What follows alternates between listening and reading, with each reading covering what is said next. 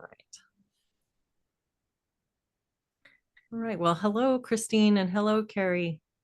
Hey, nice to see you Hi, guys again. good to see you both. Yeah, it's great to see both of you too. And I really enjoyed our last conversation when the three of us got together. And it's been nice that we've been able to kind of continue that conversation together off screen through keeping in touch with each other about these things. And it's been really great to have the two of you. I think that we see things similarly and different. And we're all picking up different pieces of this. And so it's really great to have our heads together, and the conversations have been really good. So we had talked about what the kid, the last time we talked about the kids being in a cult, we talked about the youth and what's going on in our schools and what's going on with our young people. And the question came up, what can parents do, and how can parents respond to these pressures? And so um, Cari, you're a parent and you're also very involved in advocacy and work around parenting and parents' rights and what's going on in our schools. And I don't want to put words in your mouth on that description, but that's been an area of passion for you. Great. I have 4 kids and 2 young kids that I homeschool right now, largely due to pressures and concerns around what's going on with our school system. And Christine, you have a lot of experience with child development and with the psychological aspects of this, and have spent time teaching these things and have given it a lot of thought. And so I think that it would be great to just have a discussion around that. And Cari, do you want to kind of get us started? You were Sure, bringing some yeah. things up that were really concerning for you specifically recently. Right. Yeah, it's been an interesting week. I was able to meet Dr. Bob Woodson, and I was able to just have some conversations with parents and to find out how actively they're working against us as parental advocates. So I recently found out that the NEA, and they did this over a year ago, but they sent out, we knew that they called parents domestic terrorists, and that was Mhm. about wearing masks in schools, Mhm. which I never got involved in that. For me, it was like, okay, fine, you want masks? We're not going to school. So, so that was just how we felt about it. Mm. But they also sent out a message saying to silence anyone who critiqued critical race theory. So, How did and I this did not message know go this. out? It went to big tech, and Okay. it was from the NEA. Okay. So if you like, I can share it and then you can put it Mhm. in. But yeah, so it was, here's the thing is they use words like harm, and I sit back going, I don't cause anyone harm. I mean, I go to these events wearing 1950s dresses to show everybody how it's the civil rights movement. I'm like, I'm not exactly the scariest person, but but we have to remember that they usurp our language, right? So what we consider harm, violence, Yes. they consider words, anything that's against them, anything that's against quote unquote protecting democracy, which is what they say. That's crazy to me that they don't understand that we're a constitutional republic, but our Yes. but that kind of sneaking to our kids constantly, democracy, democracy, um, has been a real that's been an eye opener. And then I've recently found out that there was a member of the press who intentionally will not go to any events that I speak at because he does not want to amplify um, the fact that I speak against CRT. And so I drew those two lines together. But what I've recently found out, see, on the weekends, I kind of like to rest and not think about this stuff because it really is, it's like a full-time job. Um, I found out that the school board has specifically kind of painted me black, so to speak, which is hilarious because I live in a very Caucasian area. Mm. Mhm. but Mhm. um, but a friend of mine mentioned my name to a school psychologist, and the school psychologist was like, "You should stay away from her." Wow. Yeah, So what it's was the really hard. context of this? They were talking about just the fact that I speak against DEI. Mhm. So DEI, diversity, equity, inclusion. We talked about that last time. But it never means what they say it means. And they don't want Mhm. anyone to know that. They are really, it's crazy. Again, I'm in Utah. And people are pushing for this to the point now that there is a school board member who's going to a university and speaking this week. And or people are organizing to protest against her. And what's interesting on the organization things is it says educators first. And I find it interesting that they're not using the term teachers, but educators, right? Yeah. And so educators, parents, students, we cannot allow. So we went from CRT is not here to CRT is here and it's good. Mhm. And we And can't when- allow anybody to challenge it. And if they do, that they're dangerous and you shouldn't talk to them. Well, Can more I- than that, you should protest them. Hmm. Because there's a huge difference between just going, I'm not going to show up to your thing. You know, we have drag events often out Yeah. here, and Drag My- events in Utah, that's so Well, wild to I me. want to ask you a question about that, if that's Yeah, go okay. ahead. Because so I was talking to another clinician who lives in a small-ish town, kind of Midwest. Okay. And so we were talking about this, and his comment was really interesting. It was so interesting that we are inviting him to be a guest on the Critical Therapy Antidote podcast, because what he was saying is that he's found that the reason some of this has infiltrated smaller communities or smaller, states or whatever, is because they tend to see, that that these people are experts.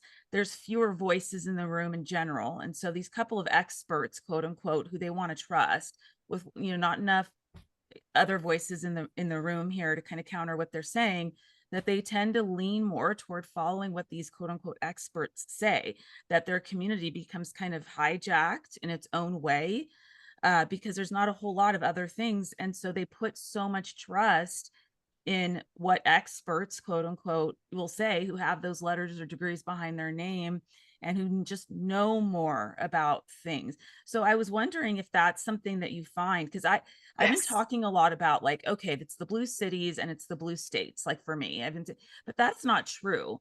So No, anyway, I just wanted to hear your thoughts about that too, Cari, about, it's elitism. yes, It's elitism. So if you do not have a college degree, it's very easy for them to dismiss you. In fact, we had a situation where a young student was told she had to write a report on eating bugs and why eating bugs was good. oh God. And Excuse me. Sorry. when her parents went, and she recorded it, and it did end up going onto Fox News. And when her parents went and spoke about it, they were treated, quite frankly, like dirt. Mm. But then when a person of color who also happens to be a psychologist and well, a person of color went to speak to them, they bent over backwards. And she was talking to me about it, and she said, I don't know why, when I was in the room, we had it and we were going in the right direction. We were going to get an apology for the kid, because it did become a bullying situation where the 6th grader was getting cell phone messages about how horrible she was and that she should destroy herself. And Oh my gosh. and there were, where does this come from? This comes from parents gossiping, and then their kids pick up the phone and Yeah. say the thing to the kid. This is so Yeah. dehumanizing. Yeah. Mhm. But it does come down to elitism. So out here where I live, it used to be very rural, but we are growing very rapidly.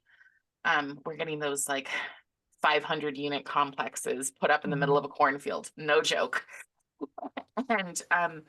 And what happens is they will say, teachers will actually respond to parents when they have any concern and say, we're the expert, Mhm. which is, I'm Mhm. sorry, but you're not the expert, my child. You're Wow. with my child for 1 hour a day max. I'm with my child his entire life.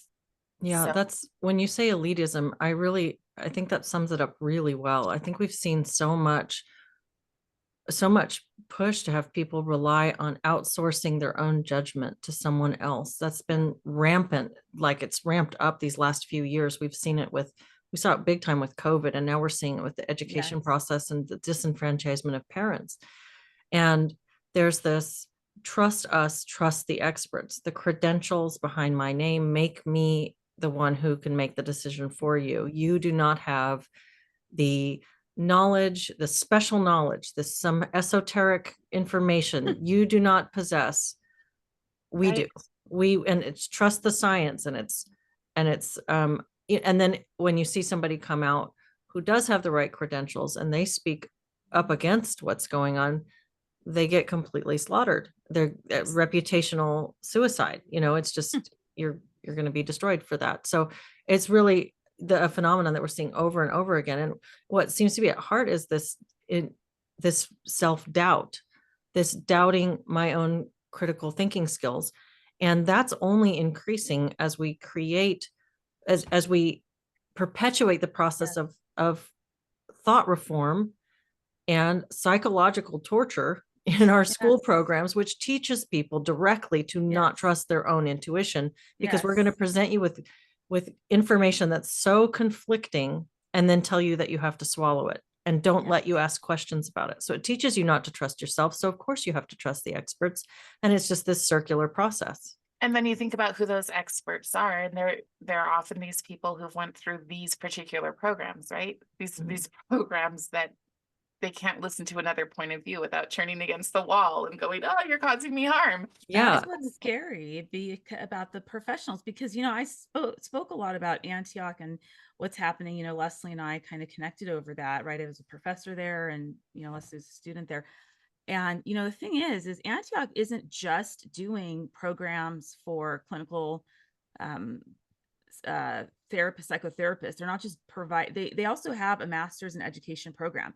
So they're also teaching people how to be teachers. So those programs, and I focus a lot on psychology because it's what I know best, but those programs though at Antioch that are based on, their master's in education programs, very much more extreme even, have incorporated all of this into, actually some of the seminars that were about de-whiting the classroom were geared toward the teachers who are in training to de-white their classrooms when they're with their K through 12, students.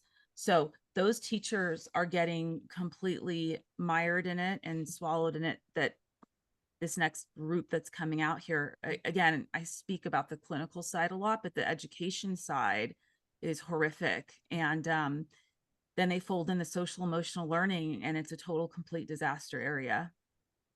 Oh, the social and emotional learning. Did you guys see what happened in Chicago this weekend? I do not watch the news very often. I have to take breaks, but please tell us. They released over like 1,000 kids via social media. Were told to go in and just rob places. So thousands of kids, they're jumping on cars, they're breaking windows, they're choosing their disruptive strategy, as SEL would have you do it, because that's what they say by 8th grade, that children should know how to choose their disruptive strategy. So and I'm watching the comments. And wait, choose their disruptive strategy. Choose their disruptive. I'm sorry. Word salad. Me and the word salad. I love word salad. Well, it's more specific. It's more specific. How will you protest? Yeah, it's teaching how to be an activist, how to be, yeah. And so how it starts out is that when they're in elementary school, they're taught very simple concepts of what's right and what's wrong. My governor goes from school to school teaching one Utah. Okay, so that we're all supposed to be one. And we're all supposed to be their, somebody's version of one. So you've got these rural country folks who are like, don't tread on me. And then you have these progressives, but we're all supposed to be one. How does that work exactly? Why are you going and telling our kids how they're supposed to be? So SEL starts in elementary school. I think I may have used this before with the puppy, where so a child they'll be reading a story about how they go to a child goes to a pet shop and they see that the puppies aren't being adopted. So, well, that's not right. What can we do to get those puppies adopted? Okay, everybody, let's make puppy posters. Let's walk around the classroom and tell people, adopt the puppies, adopt the puppies. Change puppies to climate change. Change puppies to racial whatever.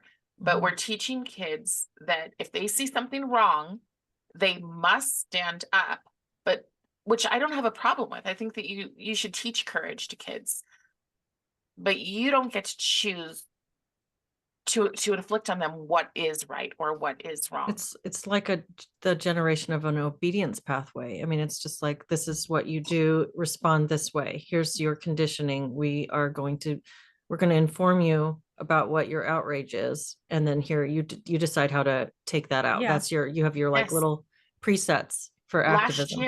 Last year in the first grade class that I was in, we would watch Go Noodles, which are little exercise videos for kids. Okay, perfectly fine until all of a sudden it's Go Noodle exercising in the park, how to have some courage, and then it goes, I can stand up for social justice, and they'd show the kids putting their fists up in the air. That fist, I'm telling you, that fist and Fist? aggressiveness, the very first thing, that I saw, right, when I was thinking about, social, or when I was working and, trying to figure out what's going on in the psychology department, it's a fist. That fist is the cop. Aggressive. Yes. That's what it is. I mean, I know that there are people who will say that that's going down a conspiracy line, but that's what it is. I've talked to so many people who've escaped communism. That's what it is. That's what it is. Yeah. Yes. Yeah. It's symbolic. And so this stuff is everywhere right now. I mean, these messages are everywhere. We're seeing this education system subsumed by this social justice push. I mean, this is taking over everything. It's K through 12, it's higher education. And as people are speaking out, there's pressure to silence them, as you're experiencing right now, Cari, with what's happening with reporters refusing to show up and people telling other people not to listen to you. But what can parents do, and what should parents be doing right now if they're concerned about this? And I have a lot of thoughts about this, but I really am curious about what you guys think. And what would you advise a parent to do right now, or all parents to be considering? Well, the first thing they should consider, and you have to just put that on the table, and then you have to go from there. But the first thing they should do is homeschool. They need to know that homeschool doesn't have to look like 8 hours a day, stable, doing everything. That's the first thing that we should be doing. And you can do it in pods. If they find other parents, you can do the homeschooling in pods. I mean, because I think it's effective, and I'll just say this real quick. I think one of the issues that is sometimes stressful for parents or for the kids is, well, then, what happens when I, see my friends, or if they even do, let's say, even a hybrid situation. So you do the pods and you have multiple kids, then they know they have other support system and a bigger support system with them. Even if you do 4 or 5 kids, if it's possible, and you can rotate a little bit with the parents, right? So if they can the parents find support that way, they don't have to do it all. The kids find support that way, because at least they know these handful of kids, other kids are like them, and that's okay. And they have that connection. Right. So I think that's a component to be creative about, thinking about how to structure a homeschool situation. And I just really love the idea of pods. I knew a family that was doing that here, and that's when I finally, first learned about what that meant and what it would look like. And I think that's such a good way to kind of address all those 2 components: the parents and they're being overwhelmed, and the kids and them feeling maybe cut off in some way, so that they don't have to be in that, place. Well, that way, if a parent has a job where they have 1 day off a week, that's the 1 day that they could homeschool, and then the kids could go somewhere else. But a lot of people don't want to do that. They see socialization as being an issue, and then I look at our schools and I go, no, they have there's so many opportunities. There's so many groups, and I mean, every single club you can imagine is available to homeschoolers. You can also do a hybrid where it's part, like, you go to school for the classes that we're assuming are going to be safe, and then the classes that we kind of know aren't. So you want to keep your kids out of history. You want to keep your kids out of English. Those are the 2 things that you really don't want. Ethnic studies, are they doing ethnic studies everywhere? is something. The way that they'll do ethnic studies is it will be in every subject. Yeah, Huh. it's like an add-on to every single thing. The DEI becomes Yeah. like Yeah. a necessary component of every single subject. And on the topic of homeschooling, I talked about this in the Solid Ground live stream this week. So I don't want to retread old ground, but I will go a little bit deeper into that. I homeschool my two younger kids. They are 9 and 11, and I did not homeschool my older kids. I was a reluctant homeschooler for my younger kids because I wanted to get back to work. I wanted to go back to school. I did go back to school, but it just took me longer to go to graduate school while homeschooling.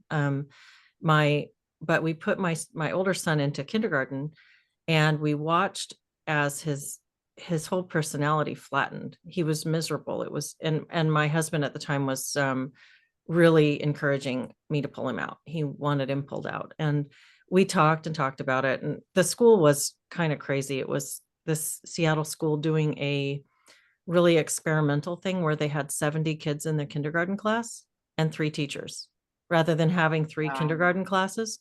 And it wasn't working. None of the parents felt Mm-mm. like it was working. The kids were just getting ignored for the couple of kids that were having problems, and it was kind of chaos.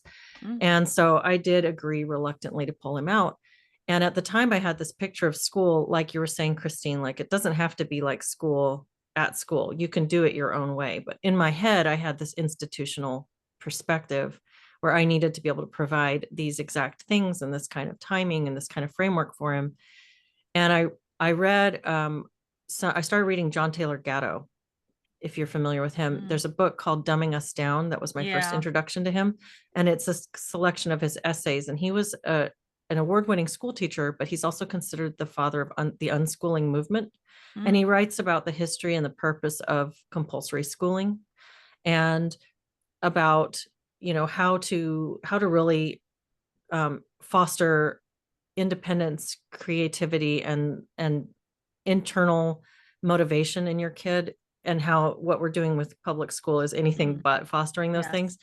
And so anyway, I could go on about that because I find that to be such a fascinating subject, but we've gone our own way with it. And I feel like my kids at this point are far better socialized than what they'd be getting if they were in schools. And they have rich social connections with the friends that we have. We don't do a pod per se, but we do have a homeschooling group that meets once or twice a week. And there are a lot of options like that for homeschooling families. There are a lot of people, more since COVID, so many people have pulled their kids out of schools. And so wherever you are, there are networks of homeschoolers.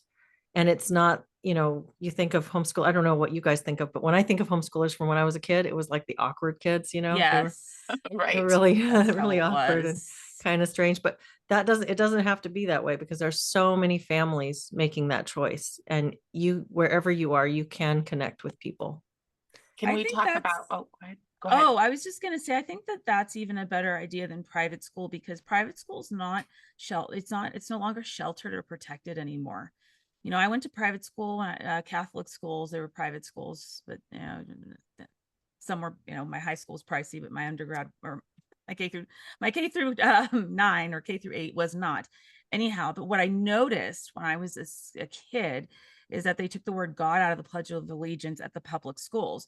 Even though they did that, we were always protected where we didn't do that. First of all, it was Catholic, so there's already built-in God anyway. But secondly, they don't have to abide by some of those other rules. But the problem is they're getting infiltrated too now. So Yes. they're no longer completely protected in the way that it was when I was growing up. So that's off the table now. So I just wanted to say that in addition, because I know some people think about going private school route. If you do that, you have to be very careful, and you have to look very deeply at what it is that they're teaching, because they're starting to, drink the Kool-Aid too, which is somewhat highly problematic. So the choices are less, right? School choice is another something that they tried to fight for here in California, so that if you have power of choice, school choice, the idea is you can take your kids out of certain districts and put them somewhere else. And that forces the hand of the education department to take out certain curriculum so that they can get back that money. And in Right, so California, I know California and some other budget-wise. places, they even fund parents to homeschool. they'll even give Yes, parents they will actually. some That kind is of a true. grant or a, It's You have to cheaper be for careful with them. that. You do. You have to be careful with that because okay. we just passed that and literally just passed that this legislative session, and they're already saying, well, then we want accountability for every homeschooler. Mhm. So So they're going to So stick it in we'll there pay you, anyhow but you have to do this if you with your take the kid. money. Yeah. yes, but that's also their foothold into getting into the other homeschoolers, Mhm. because then Mhm. they say it is privilege to not need this assistance in order to put your kid in school. I love it. Let's Okay. throw But- that around. Wow. But one thing that I really want to stress is that it doesn't matter where you put your kid to school, you have got to vet your teachers and you've got to vet the students that your child is hanging out with, because these Yeah. kids are learning. I don't want to use the G word, but these kids are conditioning each other. Mm. So have you ever heard of the sex bracelets? No. No, what's that? So, and I found this, so some kids, I was taking some kids, it was really cool, to a dissident event, where we were listening to a North Korean defector speak. But when they're in the car, they were talking about the bracelet. Mhm. And you have like, you wear a black one if you've given oral sex, you wear, sorry if that's too much, you No, wear it's just really shocking. clear one if you are willing to do anything in the bedroom. Oh And my this gosh. is middle school. Oh my God. So these kids, And what age did you say? Like middle school? Middle school. Middle Oh school my is the God. target, you guys. It's not high school. High They schoolers have want to get you. They want to get them before they fully formed or started Puberty. to form. Puberty and identity and all those Yes. developmental stages. If you get them there, then you Yeah. can essentially you've trapped them. That's it. That's the And end there are game. parents who will send their kids to a good school because they're activists. Yeah. They want to infiltrate that school. Is this So trend something that's grassroots growing among children, or is somebody inviting this? Some adult, do you have any idea? yeah, I think I can pull it up, but I Googled it after the kids told me about it. Okay. And it is on one of the, like, it's a queer group Yeah. that talks about the bracelets and like what they can all mean.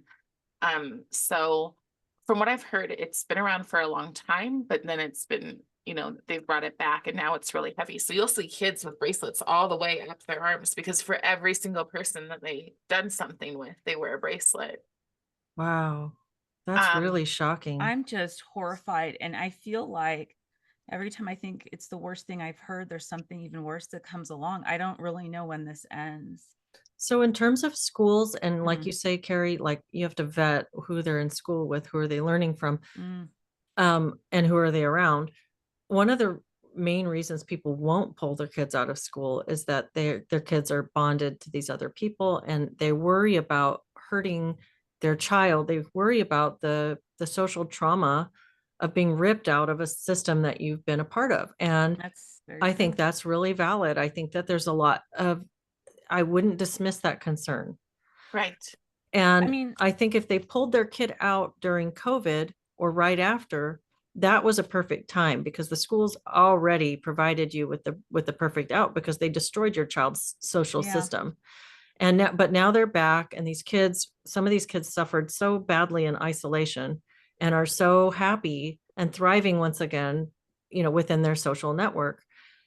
And so I think it's important to talk about the pros and cons of that, and why I would say that for most people, it still benefits you in the long term and benefits your child to go ahead and pull them out of that, because I Right. think that the cons outweigh the pros. But again, that's going to be an individual decision to make, but I think it's We're living important to that right address. now. We're Mhm. living that right now as my son's in ninth grade, and they Mhm. don't have a high school at his charter.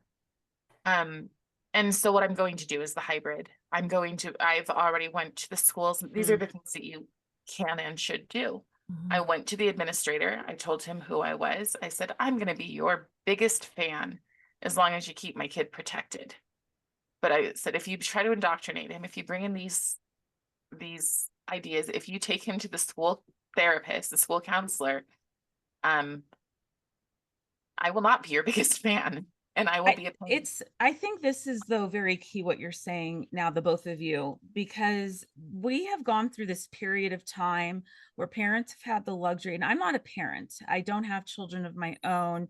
I've gone to school boards and things because for me, it's more about, this is the future. These kids will be making decisions, in leadership positions when I'm in my 60s, 70s, 80s, my God, who knows, right? So that's where I kind of operate from. And then I think it's also, kind of abusive. And that's my lens.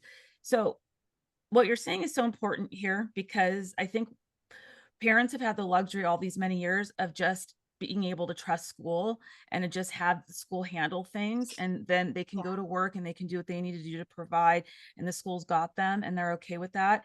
And so we're talking here about pushing parents now to become much more involved than they've ever been before, no matter how tired they are, no matter how many, they may have two jobs that they're at to bring in income. I mean, there's going to be families out there who are like, this is just too hard for me to do. Right. I'm going to have to find another way. And I think that's where some of these other kinds of ways of talking to your kids become important, because you can be an important voice, even if you cannot take your kid out and homeschool Right. them. There's still other things you can do to have those conversations, because I think, parents should be always have, and I always admired my sister for this. I have to say, my sister is a special education teacher. They don't have all this going on with that. She doesn't believe in it, whatever, but the bigger piece that I've always been impressed with is how involved she's been with her kids at school and with their education from day one.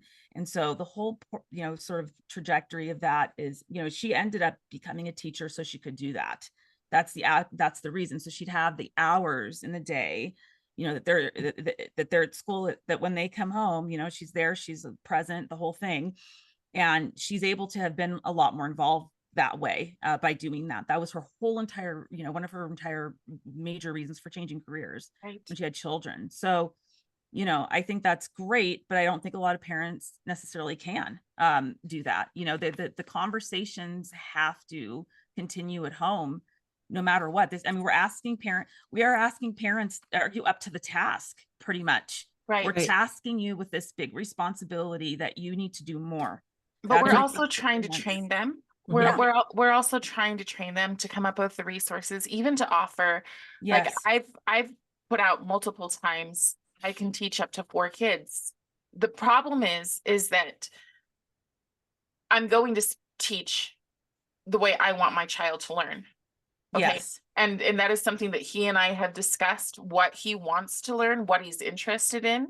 And so if there are other kids with those same kind of like academically advanced in literature, maybe a little bit behind in math, whatever, like, how do you figure that out for these kids? But I think that those of us who are in a place where we can teach our own child, we should open the doors. Yes. To other kids, because this is the society that our children are going to grow up in. That's right. So if we can open up the doors and say, look, okay, I understand that you don't have the time, that you work full time.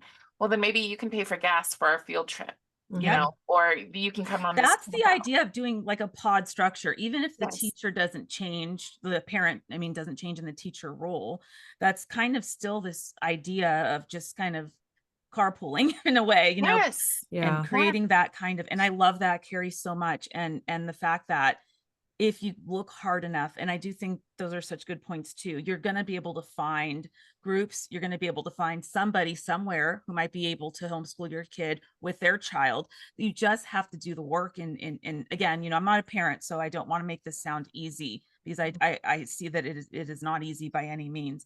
But all I can say is that, what's more important at this point? If there comes a point in time where there's a line in the sand, when has it been crossed? And when do you as a parent feel like, okay, I need to step in here because the school is poisoning my child? They're poisonous. There's no, the amount of suicidality in children, and within even the high school crowd is so exponentially higher. And yes, COVID had something to do with it, but it was happening prior to COVID. And it's not COVID, it's the social structures that were put in place because of COVID. And that's the same people made those decisions or making these decisions about DEI. Bingo. That's exactly right. And I This think, is yeah. systemic Yeah. narcissism, Yeah. narcissism in Yeah. infrastructure. This is what my co-host Jakob said. And it's true. There is a systemic narcissism within the That's whole really system. interesting. I want to hear more about that. Yeah, And another podcast, but well, I think it applies here to school. I do too. I think that's really, really interesting. And I think that just as I reject in social justice the reductiveness and the oversimplification of you're like this, so you do this, or you're like this, so you Yeah. need to do this, or whatever. I also think that it would be wrong to look out at parents who feel like they need to put their kids in school and say, well, you just need to do this, because that's too Mhm. simple. That's not the way it is for Yes. everybody has their own challenges, Yes. and they have to figure out what works best for them. I mean, I love the idea of boycotting schools. I love the idea of just boycott schools all the way K through 12 through university level until we get this crap out of our school system and start actually teaching the subjects that people are trying to learn, and teach people good skills, and stop infecting everything with this social engineering. But do you believe? But yeah, but I think that and I do think that many people see roadblocks that they could move. I think that, as I said, I was a really reluctant homeschooler. I did not Mhm. want to homeschool. I was angry about it. I fought with my husband about this. I thought, God, I've been home with the kids. I worked part-time, but I had worked part-time since my son was born. I'd never didn't work, but I'd been the primary caregiver at home. And I felt like it when they go to school, now I have a chance to go back and do something that's, Mhm. in line with my goals that I had prior to even having kids. I can pick up some of those goals again. What But was I the learned that final I could straw? incorporate it. The Yeah. final straw was just how miserable he was. Okay. Just seeing it was just like, yeah, Yeah. he really, really hates this. And I don't feel like I'm sending him somewhere where I'm feeling like he's getting a benefit.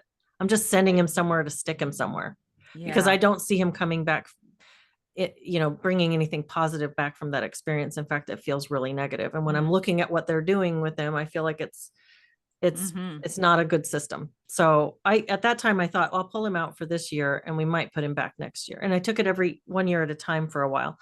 But the point is that I felt like we were broke, and, just on basically 1.5 income. And I had financial goals that were going to be served better by me bringing in a full income, and on down the line, all the reasons why I didn't feel like I could sacrifice and stay home with my kids and homeschool. But we figured out ways to make it work. We figured out creative ways to make it work. And yeah, we did without certain things. And I had to sacrifice certain things, but we made it happen. And now I'm a single mom and I'm still homeschooling. And I'm not saying everybody can do that, but I'm saying that there are sometimes a roadblock can be, you Mhm. can get creative with that. Right. And again, not everybody. I know that some people just face challenges that are very individual, but sometimes there are options when you don't see options. For sure. But do you guys 100%. think that, I mean, I worry that with our rather authoritarian, lots of executive orders being made without going through Congress, that if we have a massive boycott and people just pull their kids out, that they're just going to say homeschool can't exist anymore. I do think that I would not be surprised at all if we see attacks on homeschooling. I would not be surprised at all. But I know So, that it's a very big lobby. It's a very powerful, there are a lot of people with a lot of investment in the ability to take your your education independent. yes. So I think it would be a real battle. It would Yes. be a battle. And I think, like I said, it goes back to what I said earlier, which is that we've been able to have the luxury of being asleep at the wheel for a long time. Now that people are waking up to an extent, it's not even everyone, to an extent, how much damage has already been done? How do you try to reverse it? And how do you just, at this point, stop the bleeding? Forget about healing the Right. wound. We're not even close. Yeah. Right. But we're trying to put Band-Aid on a bullet wound, as they say, right? So I think Well, there's yeah. a big part of this that's just sort of, by the time we came to a point of realizing that there was this toxicity and indoctrination happening, it had already been going on for a couple of decades minimum. Well, what I don't want to do is make people who have absolutely in their mind said homeschool is not an option feel like we're not giving them any other options. So I think it's really important that Yeah. there are resources and that we're educating people, I mean, it's some of it, I kind of worked a little bit on this cult, article, some cult publication that myself and this woman, Bonnie Snyder, put together, which was really good. And that's what we did, is I sort of pulled some suggestions for parents that couldn't, on what they can do at home, whether or not they can stay. I do agree that there are roadblocks. I do agree that some of those roadblocks can be moved and you can get creative. I agree, sacrifice, all of those things.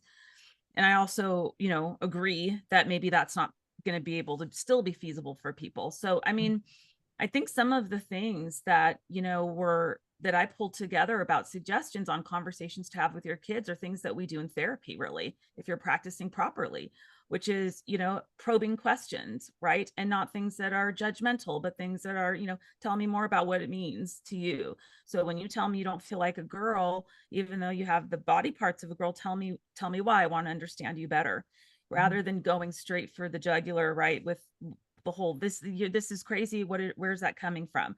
The not criticize, right? The being able to say, you want to say this is ridiculous, you're crazy, it's nutty, but you actually want to understand better, and try to avoid things like that. Like, these are some of the conversation skills, I guess you could say, that over time can probably get you to have at least a close enough relationship with your child where they may consider a different point of view, meaning your point of view as their parent, as a possibility. But the conversations are shut down. Either parents aren't aware, sometimes it's happening. All secondly, the conversations are shut down. Or number three, they are scared to death because a therapist or somebody else has told them, if you don't comply, then your kid is going to kill themselves. So this Right. idea of suicide and self-harm is also being put on the table now as a means of controlling the bullying. conversation. Yeah. And it is bullying. And Yeah. most of the time, the kids want to just be heard and be understood like everybody else. And I think approaching it, and it's hard, not, it's easier to do that, obviously, if it's not your own child. But I think in general, right, you can say to your child, you can model some of those things. I don't agree, but I appreciate you sharing your opinion, and let's talk more about this. Or I may have more thoughts that I want to talk about, with you. I need to sit with this for a bit. I need to process this, right? I need to sit with it. Role modeling a little bit of that behavior can open a conversation door for them, where you can start to have those discussions without expecting, that this is going to change overnight. Yeah. But I think there's another side of it. The teacher said, like, okay, well, here's a great opportunity to say, okay, great. So you heard this perspective. Let me introduce you to something else. Let's talk about a different way to understand this, because you know that people are imperfect, right? So they may not always say or whatever, present information in an accurate fashion or a way that makes sense or whatever. However you want to phrase that. How about thinking about it this way? I mean, getting involved with your child's education doesn't mean you have to be not working and only homeschooling. You can get involved by simply being present and a part of the conversations and understanding what it is the teachers are saying, and understanding how to be more, attuned, if you will, with your child's own needs. Well, and one of the things that we often do is we jump into the whole we need to protect them from the transgender thing, but there's so many other things our kids need to be protected from, right? Yeah. Like because our boys are being taught that they're toxic. Our boys are being taught that they're toxic, and if they laugh at the wrong thing, and so I'm seeing memes come through, and sometimes these memes are, wow, that's kind of offensive, like a meme about Black people being monkeys. Okay, these are the things that are going through our kids. We cannot just turn around and say, how dare you, we taught you better than this. Correct. It has to be, so why do you think that's funny? And then having the conversation, but like embracing, and then maybe that's what I'm getting at right there, Cari, is that you don't. Yes. Right. So yes, building that relationship and making sure we're the most important person in their lives. That's exactly right. That is exactly right. Nail on the head right there, because they're not just they're gonna be exposed to this stuff in other ways through social media and all the other things that they do. Yeah. No matter how much, you're able to create a more insulated environment for them, there's always going to be things that are externally going to, probing and pushing through that. So, what does it mean to teach your kids proper critical thinking skills? Because even the word critical has been hijacked to mean something it's not. Yeah, Right? I think you're Critical, both that making word. really good points. And Cari, it's not, yeah, you're right. It's not just one issue. It's like a Yes, process of self-doubt and absolutely. trusting outwardly and self-censorship. That's what's being taught to kids is it's Yes. a All of process of that. outsourcing all of their agency and all of their their ability to make choices for themselves. It's being You're not teaching them outsourced. how to think. You're teaching No. them what to believe. And And there's a Well, and huge difference. then the parents are not only, so it's not just self-censorship for the child, but Mhm. also for the parents, which is Right. building that wedge between their relationship. Yes.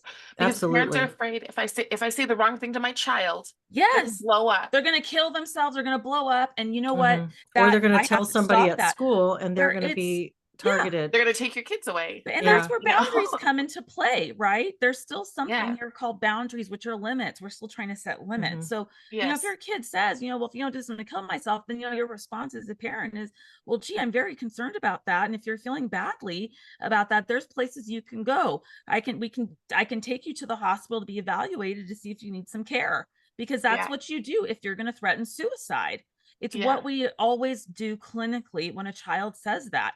We don't just say, okay, I won't say anything, or Right. oh, That's stop yeah. that. You're just using that to upset me. No, Mhm. right there is Take a it genuine seriously. concern. Yeah. Take it seriously. Can And I But ask that's you that though? that's Because negotiating with terrorists. but there Like you that. go. our kids are learning how to manipulate us by saying that thing. I Mhm. have a teenager right now, Yes. and we Yes, did they have a are. situation where I found his missing homework, and he literally wrote his letter. Okay, so this really happened for Oh, us, Cari. Yeah. and it was this situation where you're sitting there going, okay, what do? I know that this is about homework. This is not Mhm. about anything but homework. And so we just went out for a milkshake and had a There you go. conversation. But when we Beautiful. finished the conversation, I did tell him, you know how you mock when, you see quote unquote snowflakes being fragile. Yes. And I'm like, but when you do that, when you write a letter over a missing homework, Yes. I feel the same way. And There I'm you not, go. I don't want to diminish where you're at in this. But Mhm. at the same time, I am your parent That's right. and That's I have beautiful. to be able to hold you accountable. I That's have to. beautiful. That's beautiful, Yeah, you had a Cari. heart-to-heart human discussion with A him. human discussion and accountability, right? Because Yeah. if you're going to say something like that, that's going to be very hurtful and scary for me as your parent, that you're in danger. I mean, this is something flippant that I'm talking about here, where I'm just being Yeah. flippant about the whole thing. It's actual genuine concern. And this is how you handle things like that. Take your kid out for a milkshake and have a conversation. I mean, Because I'm that's a afraid to take him to beautiful the first step. therapist. Let's be real. Right. Well, I'm afraid to take that's my kid to the something, there's therapist. I that think that's a too. really good point. Like if your kid threatens something like that and your response is, I think that your response makes a lot of sense in a sane society, Christine, when you say Sure. take him to get evaluated. But in an insane society where that person that you're going to have him evaluated by, who knows what their agenda is, then Yes. that becomes something that that's outsourcing to an expert, and maybe the expert is right there in your family and it's the connection between you And and the kid. that's right. Who knows if Yeah. that child will pursue that Mhm. action, and who knows if they won't. That's the problem, right? There's a huge risk involved, because kids with suicidality generally, if they do complete it or even attempt it, it's impulsive. So Yeah. it's usually not something that necessarily is well thought out. And then number two is that it's usually over circumstances that are changeable, that will change. Very Mhm. rarely do you have a suicide attempt or suicide completion even that is based on a long-term mental health diagnosis that was underdiagnosed or missed. That's usually not the case. It's over 90 something percent, of these kids are attempting or completing suicide on changeable circumstances. Mhm. In that case, Cari, Well, and the then that changeable invites, circumstances, the homework. And maybe right. never brought up for him, one day that's not going to matter. One day that Mhm. homework isn't going to matter either, Exactly. right? These are just the ways in which everything feels too big for these Mhm. kids. And And that, how do you yeah, deal with Christine, that? that perfectly invites the conversation around distress tolerance and the Yes, fact that most emotional distress is brought on by the conflict and the discrepancy between expectation and reality, or 100%. desire and reality. And that's going to happen over and over as we go through life. And it's really important to have those 100%. conversations. And you can look at those times when the kid is really struggling with being able Yes. to tolerate distress as opportunities, because they're going to happen. And this is your opportunity as a parent to create the thought processes that they will take with them into adulthood and Yes. use in future situations. So those situations are not to be scared of. They're to be, you, when you see that happen with your kid, maybe it's not a suicide threat, maybe it's just whatever it is that Mhm. they're going, they're out of themselves, they're out of control of themselves because their anxiety or their Yes. distress is too big for them to tolerate. As a parent, you can say, great, here's a chance for me to be a guide and put in a framework that this human being is going to carry with them for the rest of their life and help them to Yes. tolerate the intolerable. Like, it's going to help them to tolerate job loss, divorce, an accident, an illness, whatever it is, because we're Right. going to have things that are so hard for us to deal with. And Yes. those early guidance, it creates a scaffold, really, It that can does. help them. And if instead, every time we hear the child becoming overwhelmed with distress, if we placate, Yes. we weaken their ability to handle Bingo. distress That's throughout really life. it. If you play, and so that in that conversation, Cari, that you had with your son, and that moment where you took him out for that milkshake, he's going to remember for the rest of his life. I could almost guarantee you 110%. He will And always it's remember been that. months and That's when you he's showed doing up. well. So Right? That's, yep. You showed up for him, yeah. though, in a different way. Well, You also set a boundary and an expectation, and that's part right. of it too. Kids need limits. They need the boundary. They need the expectation.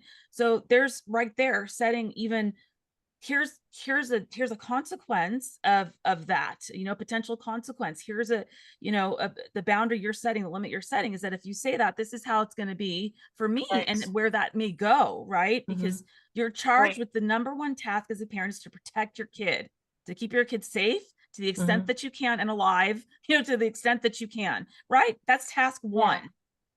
Well, and that's so interesting because like SEL will say their main goal is to establish grit in our kids. But more and more kids with the Grit? SEL, I know. Okay, more and more kids with the whole SEL, social and emotional learning stuff, Yes. they are going to their teachers and quote unquote advocating for themselves and saying, I can't take this test because I feel really triggered right now. So, and that's what I mean by our kids are learning to manipulate us. And I'm Bingo. Yeah, like, they are. They are. I'm having the conversation right now. I'm like, oh, great. So one activist sees this and they're like, oh, now we found an in for that kid. You didn't find an in for my kid. No. I realized my child was trying to manipulate me so that they couldn't do their homework. Yes. But I also spent extra time and do spend, I mean, we're like this. So, Yes. but you spend a lot of time because the most important thing that any parent can do is be the go-to for their kids, no matter what the situation, whether they're in school. And yes, you absolutely, the other thing that parents must do is be informed. They have to recognize, they have to be so informed that when the weird comes, they're like, oh, I recognize that. That's that. Yeah. That way, Point. because they're being lied to all the time. They're being lied to. One thing I wanted to say is that I think when we talk about accountability and then about that scenario, I can hear already somebody getting it twisted up and saying, but you took him out for a milkshake. How is that accountable? And I want to say back to that's inoculating him against perfectionism. And that's showing him that's taking him down a path of, and it's a phrase that's used too much, but really self-care in addition to the accountability, because you did have the difficult conversation with him, which teaches him, no, we face this, but you also gave him a soft landing, which says we face this, but we're still good. Things are still okay. We can land softly and look ourselves in the eye and say, do better next time, without saying I'm a failure. But that right there is what I think the definition is of love. And if I'm just going to say this one, because I know we're getting close to time, this one final thing about the connection between kind of the cult idea, thinking, way of thinking, and love, right? Where love does not mean everything. You love your child unconditionally. That does not mean that there aren't boundaries or things that are inappropriate in which you are not going to support them doing. And in a cult, right, the idea is that you're going to be, that love means acting and behaving any old which way that you want and being accepted, and all of that being okay.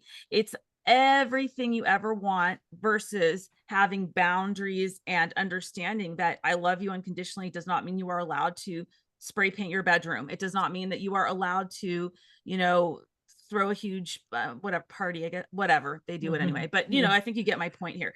Like, it's not agreeing and being agreeable to everything and saying yes all the time. That cult thinking is what the way that they describe love to be versus what it actually really is. And what it is a parent to be able to set the boundaries and to say no, and that you support them, but not every behavior. You support their maybe even desire behind it, but not the behavior or the approach in which they took to achieve it.